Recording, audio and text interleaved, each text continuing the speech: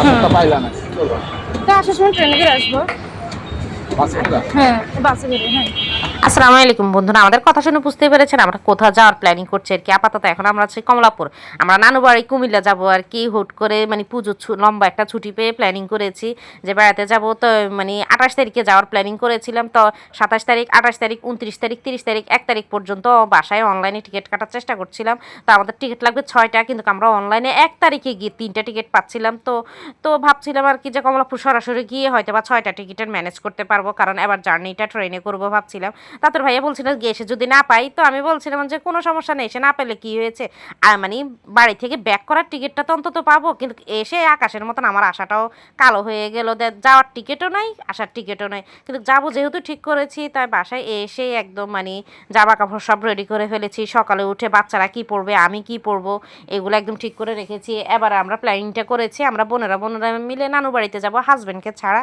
মানে পুরোটা ছুটি একদম রিল্যাক্সে মানে আমরা ট্যুর দিব আর কি। তো বাচ্চা নিয়ে যাবো যেহেতু ভোরে ভোরে যাবো, এটাই ঠিক করে রেখেছি। এই যে দেখতে পাচ্ছেন বাচ্চারা ঘুমাচ্ছে, আমি ভোরে উঠে গিয়েছি।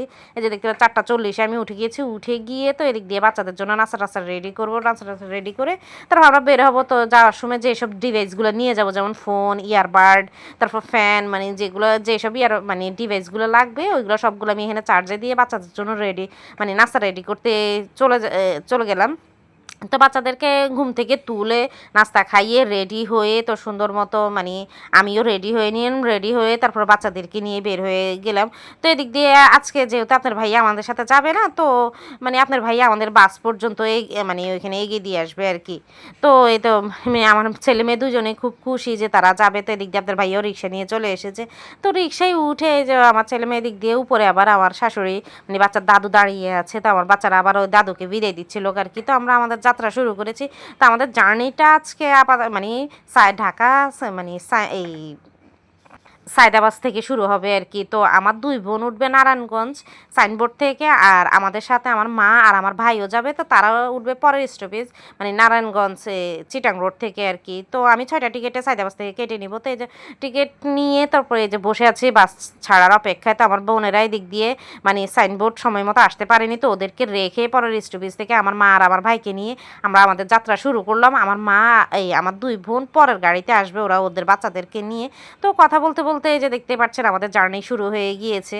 তো আমরা নানু বাড়িতে এসে পৌঁছে গিয়েছি। তো তো অনেক দিন পরে মানে নানু বাড়িতে এসে খুব ভালো লাগছিল। আর হুট করে প্ল্যানিং করে কোনো ট্যুর দেয় আমি বলবো যে অসম্ভব মজা হয় প্ল্যানিং করে, মানে কোনো ট্যুরও এত মজা হয় না আর কি। আবার নানু বাড়িতে গিয়ে খুবই ভালো লেগেছে, খুব এনজয় করেছি।